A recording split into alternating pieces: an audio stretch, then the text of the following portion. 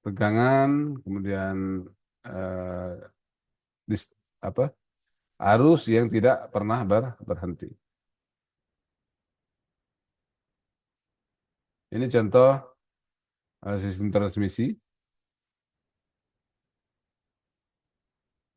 Kita lihat ini ya, ada G ini generation. Tegangan yang dibangkitkan itu cuma 16 kilovolt. Kemudian di step up kan sehingga menjadi 345 kilovolt dengan menggunakan trafo.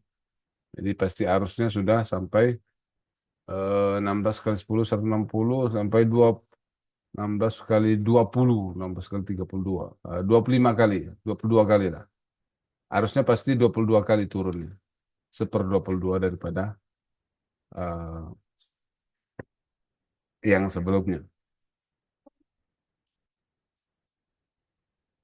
Kemudian yang bawah ini juga dia menggunakan step up sampai 765 kilovolt misalnya. Berarti dia sudah berapa kali lipat, maka arus pun akan turun berapa kali lipat.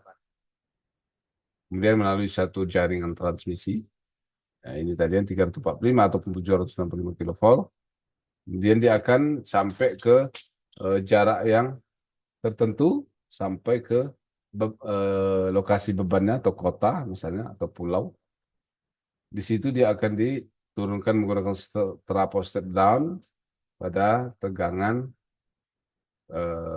distribusi 20 kV, 20.000 volt, kemudian akan disalurkan lagi ke pengguna-penggunanya. Ini struktur one-line diagram yang lebih kompleks lagi dari suatu sistem transmisi ataupun penyaluran tenaga listrik. Dari banyak gardu-gardu, ini setiap ada yang garis-garis merah besar ini adalah gardu-gardu yang berfungsi untuk menyalurkan dan membagi juga energi listriknya pada konsumen. Contohnya ini misalnya dari gardu induk Kota Panjang, kemudian 64 kilometer sampai 18 kilometer ke Bangkinang, 46 kilometer ke Garuda Sakti, kemudian dari Garuda Sakti sampai ke Teluk Lembu misalnya 21 kilometer dan lain sebagainya.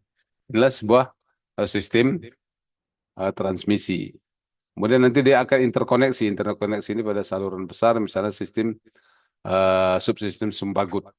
Jadi ada sistem transmisi atau sistem interkoneksi yang besar, kemudian ada subsistemnya yaitu Sumatera bagian utara atau Sumatera Barat dan Riau dan Aceh dan lain sebagainya. Eh, Kemudian di sini ada berbicara mengenai efisiensi transmisi. Sistem transmisi dirancang untuk meminimalkan kehilangan daya selama pemindahan energi listrik. Kemudian pemanfaatan infrastruktur, penggunaan teknologi yang tepat dan pemeliharaan yang baik dapat meningkatkan efisiensi sistem.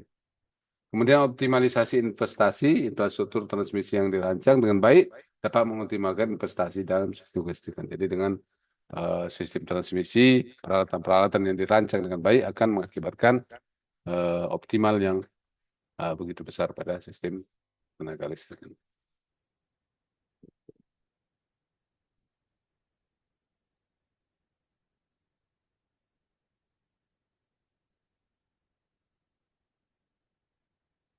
Kemudian meningkat efisiensi sistem itu dengan stabilitas sistem, kemudian keandalan operasi, pengembangan sistem, efisiensi energi. Kemudian menjaga stabilitas keandalan, ini ruang kontrol untuk mengamati sistem tenaga listrik kita ini. Nanti kita coba ya kalau ada kesempatan kita nanti mau pergi ke lokasi seperti ini untuk kita melihat langsung di PLN. Kemudian ada pengaturan sistem, memantau sistem, pemeliharaan proaktif. Ini dan semuanya mengenai bahan sistem distribusi sebagai pengantar yang awal ini bisa Anda baca-baca, kemudian juga Anda bisa mengambil bahan dari internet. Banyak sekali bahan di internet sekarang yang bisa kita gunakan untuk belajar. Oke, adik-adik, saya kira demikian saja yang perlu kita bahas pada kesempatan ini. pertama ini semoga bisa kita lanjutkan pada waktu-waktu yang akan datang. Oke, adik-adik ya. Mana nih suaranya? Baik, Pak. Terima kasih, Pak. Oke, Ya, ya. Pak. Baik ya, terima kasih atas perhatiannya. Mohon maaf atas segala kekurangan saya.